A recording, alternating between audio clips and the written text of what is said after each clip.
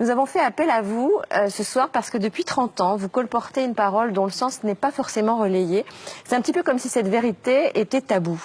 Tous les hommes et les femmes qui vivent sur cette terre, Yves Coppens, viennent-ils de la même souche? Absolument, absolument. Tous les premiers hommes sont apparus en Afrique et depuis les premiers hommes, on considère qu'il y a eu 100 milliards d'êtres humains sur Terre. la Terre. Et les 100 milliards, comme bien sûr les 6 milliards d'hommes d'aujourd'hui, viennent tous de cette souche, de ce berceau tropical et africain. Tous nos ancêtres étaient africains. Tous nos ancêtres étaient africains. Nous sommes tous africains, Karine. Bah oui, moi je le sais en revanche. Ça veut dire que tous nos ancêtres... Je suis comme vous, je suis comme vous. Ça veut dire que tous nos ancêtres, Yves Coppens, en Afrique, il y avait du soleil, tous nos ancêtres étaient noirs? Tous nos ancêtres étaient certainement bruns, parce que, étant donné l'ensoleillement de l'Afrique, et étant donné probablement la peau nue qu'ils avaient il y a 3 millions d'années, ils ne pouvaient pas être autrement que bronzés. Tous les ancêtres, des Danois, des Espagnols, de tout le monde, etc., étaient noirs. Oui. Pourquoi ça ne se sait pas, à votre avis? Vous le dites, vous, depuis 30 ans. Ben oui, mais ma petite voix ne porte pas suffisamment. J'ai une voix confidentielle. J'imagine la tête du monsieur hyper raciste qui est en train de nous regarder, qui fait non, c'est pas vrai. Ouh là, demain, vous allez avoir du courrier. Yves Coppens, en fait, les humains, enfin les préhumains sont partis dans différentes directions depuis l'Afrique.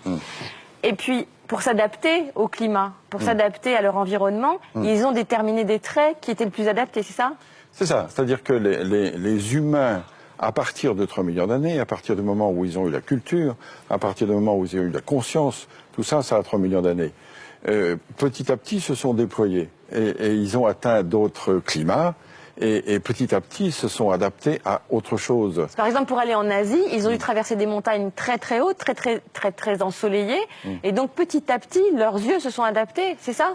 En effet, l'œil bridé pourrait être dû à une sélection naturelle de ceux qui avaient la capacité d'accommoder plus que d'autres, parce que chacun sait qu'à de fortes altitudes, la luminosité est insupportable. Et comment est-on passé du noir au blanc?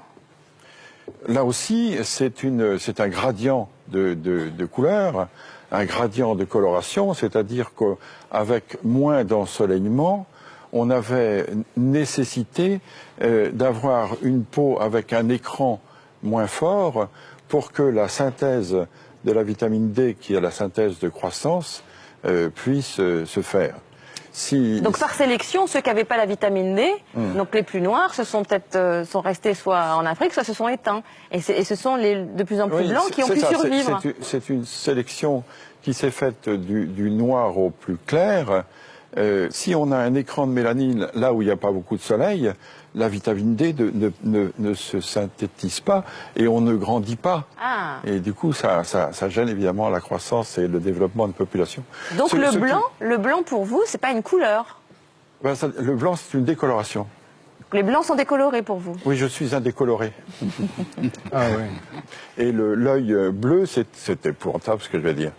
C'est un œil qui n'a pas de couleur, c'est le fond qui se reflète. Ah, c'est intéressant. Bah non. Bah si. Merci beaucoup Yves Coppens. Je voulais ajouter quelque chose qu'on ne sait peut-être pas assez. Vous savez qu'aujourd'hui, les 6 milliards et demi d'hommes qui sont sur la Terre sont 6 milliards et demi d'Homo sapiens sapiens.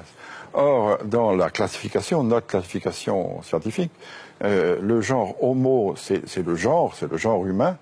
Le premier sapiens, c'est l'espèce sapiens, et le deuxième sapiens, c'est la race. C'est-à-dire on est tous Homo sapiens sapiens. On peut être tous racistes, ça n'a pas d'importance, puisqu'on est tous de la même race. Donc il n'y a qu'une race. Ah oui, il n'y a qu'une race. Oui. Donc scientifiquement, Yves Coppens, les races n'existent pas. Oui, c'est ça. C'est-à-dire que scientifiquement, les races de 36 000 animaux existent toujours, mais en ce qui concerne l'humanité, il y a pour le moment sur la Terre une seule race humaine, qui est la race sapiens, de l'espèce sapiens, du genre Homo. Merci beaucoup Yves Coppens. Merci beaucoup, José.